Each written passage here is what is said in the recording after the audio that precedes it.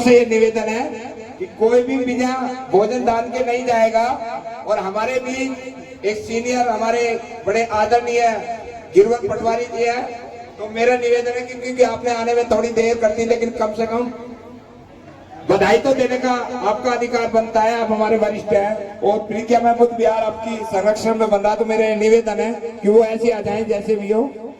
और कम से कम धन्यवाद तो आप कर ही सकते हैं, लोगों को बधाई दे सकते हैं।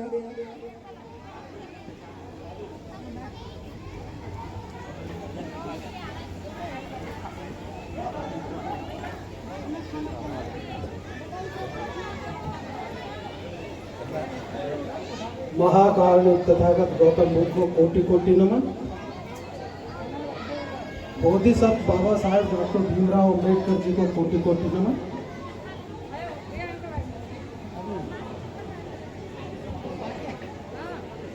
बहुजन समाज में जन्मे महापुरुष जिन्होंने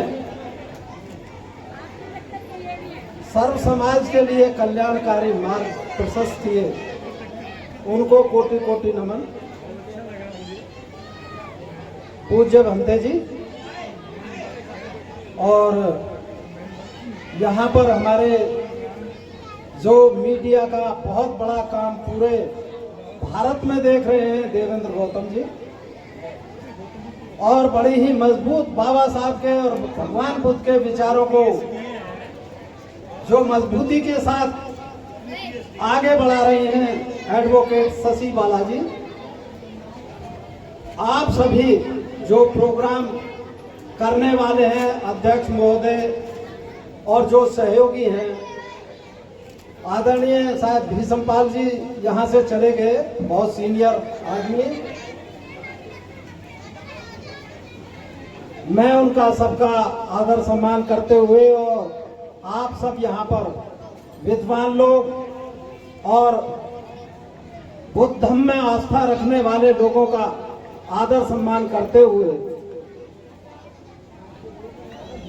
मैं देर से आया, चूंकि प्रज्ञा में बुद्ध विहार पर कार्यक्रम था और मेरी झोपड़ी भी वही है जैसे पहले यहाँ पर झोपड़ी थी मेरी। 93-94 में यहीं पर समाज के सहयोग से इस बुद्ध विहार का निर्माण किया गया था।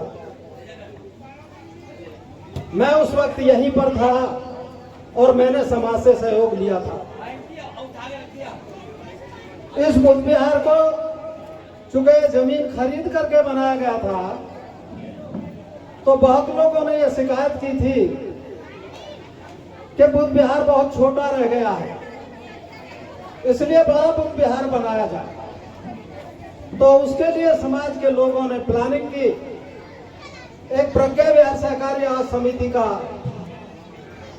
जन्म हुआ और वहां पर बुद्ध विहार के लिए आप देख रहे होंगे लगभग 2000 मीटर जमीन है, जिसमें बाबा साहब का पार्क है और बुद्ध विहार है। वो समाज के सहयोग से और समिति के सहयोग से आपके ही द्वारा सारा कार्य किया गया है। मैं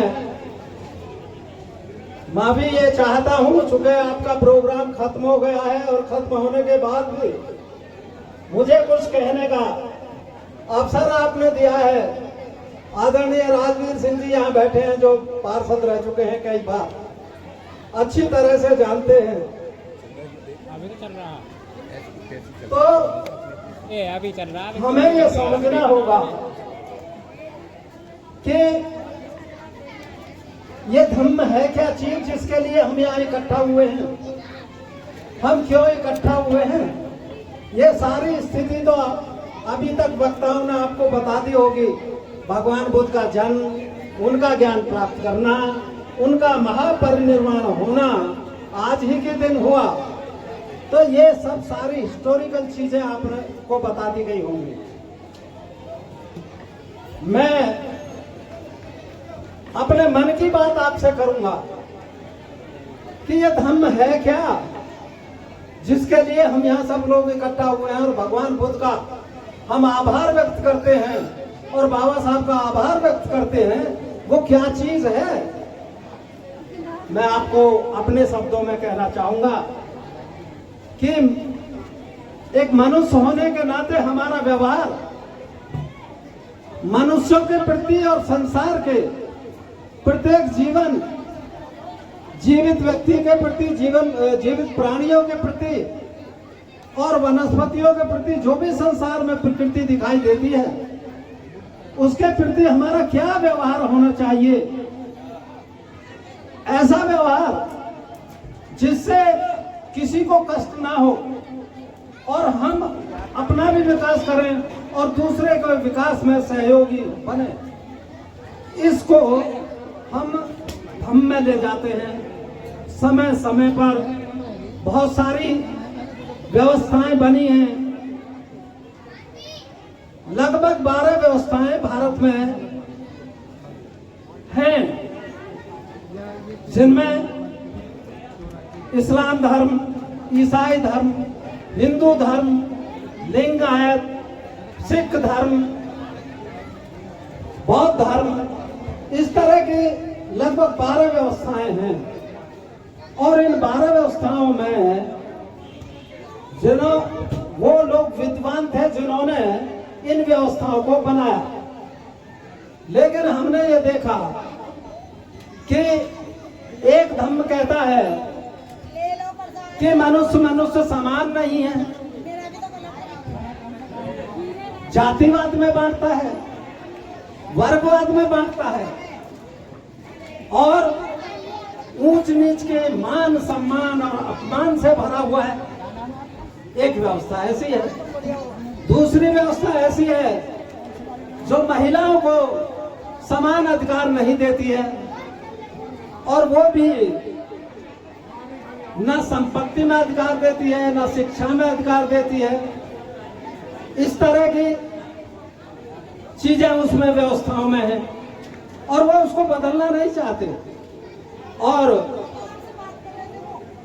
कुछ जितनी भी व्यवस्थाएं हैं वो सब बाबा साहब ने पूरी तरह से अध्ययन किया और तब वो इस निष्कर्ष पर पहुंचे कि भगवान बुद्ध ने जो व्यवस्था दी है, जो समानता की है, जो स्वतंत्रता की है, जो भाईचारे की है, जिसमें सारे लोग समान है, कोई जातिवाद नहीं है, कोई वर्गवाद नहीं है, ऊंच नीच की भावना नहीं है, मान और अपमान नहीं है, शून्य है वो। ऐसी व्यवस्था जो सर्वहितकारी है, पूरे संसार के लिए कल्याणकारी है, ऐसी व्यवस्था भगवान बुद्ध ने जो बनाई, तो बाबा साहब ने हमारे समाज को और संसार के लोगों को केवल दलित या शेड्यूल्ड कास्ट को लिए नहीं, पूरे संसार के लोगों का आह्वान किया कि आप ऐसी व्यवस्था पर चलेंगे तो हमारा समाज का प्रत्येक व्यक्ति सुरक्षित रहेगा, अपना विकास कर पाएगा, हमारा समाज सुरक्षित रहेगा, विकास कर पाएगा, हमारा देश सुरक्षित रहेगा, विकास कर पाएगा। ऐसी व्यवस्था के लिए बाबा साहब ने पुनः ये आह्वान किया। अंतर केवल भगवान बुद्ध में और बाबा साहब के इस आह्वान में, इन उपदेशों में केवल एक ही अंतर है कि भगवान बुद्ध ने जो उपदेश किए वो मानव को मात्र मानने के लिए नैतिक मार्ग जो बताया वो उपदेशों के रूप में बताया और बाबा साहब ने उसको संविधान में लिखित रूप में कर दिया, जिससे कि कोई भी व्यक्ति यदि उसका उल्लंघन करता है तो उसको दंड का भागीदार होना होगा। बस सिर्फ इतना अंतर बाबा साहब और भगवान बुद्ध के कार्य करने का रहा, क्योंकि उस समय जब भगवान बुद्ध थे प्रजातांत्रिक प्रणाली तो थी, लेकिन पूरा देश एक साथ बंधा हुआ नहीं था। बाबा साहब को पूरा एक साथ, जब आजादी के बाद पूरा देश एक साथ बना हुआ मिला, तो पूरे देश के लिए ये संविधान बनाया गया और हर व्यक्ति के लिए बनाया गया कि जातिवाद खत्म हो, वर्गवाद खत्म हो, ऊंच नीच की भावना खत्म हो, सबको शिक्षा का अधिकार हो, सबको संपत्ति रखने का अधिकार हो, सबको कपड़े और अच्छे मकान बनाने का अधिकार हो। ये सब जो है बौद्ध धर्म में है और बाबा साहब ने इसी ओर हमारा आह्वान किया। कुछ लोगों को मैंने देखा है कि अपने बच्चों को नहीं समझा पाते हैं, कहते हैं हमारी पत्नी नहीं मानती है, हमारे बच्चे नहीं मानते हैं साहब, इसलिए हम ऐसी व्यवस्था जो पुराने समय से चली आ रही है उसी को जो है फॉलो कर रहे हैं। मैं कहता हूं कि यदि बाबा साहब इस बात को अपने मन में रख लेते तो क्या आज परिवर्तन की संभावना थी? यदि भगवान बुद्ध उसको मन में रख लेते जो उस समय व्यवस्थाएं चल रही थी, तो क्या आज परिवर्तन की संभावना थी? मैं समझता हूं नहीं थी। परिवर्तन नहीं हो सकता था। परिवर्तन जब ही हुआ जब बाबा साहब ने, भगवान बुद्ध ने और बहुजन समाज के लोगों ने अपने मन पे ये ठाने कि जो हम कह रहे हैं वो सही कह रहे हैं और वो सर्वहितकारी है, और उसके अनुसार करते करते अपने कामों को, तभी लोगों में परिवर्तन हुआ।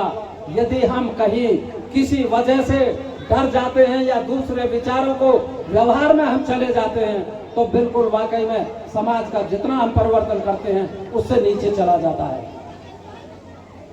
तो मैं आज के दिन अपनी बात को यहीं विराम देता हूं और आपको पुनः बुद्ध पूर्णिमा के अवसर पर पुनः दीर्घायु होने, प्रतिष्ठित जीवन, सुखी समृद्ध होने, निर्विघ्न और निरोग होने की मैं शुभकामनाएं ज्ञापित करता हूं। इसी के साथ मेरा आप सभी को नमो बुद्धाय, जय भीम, जय भारत, जय संविधान।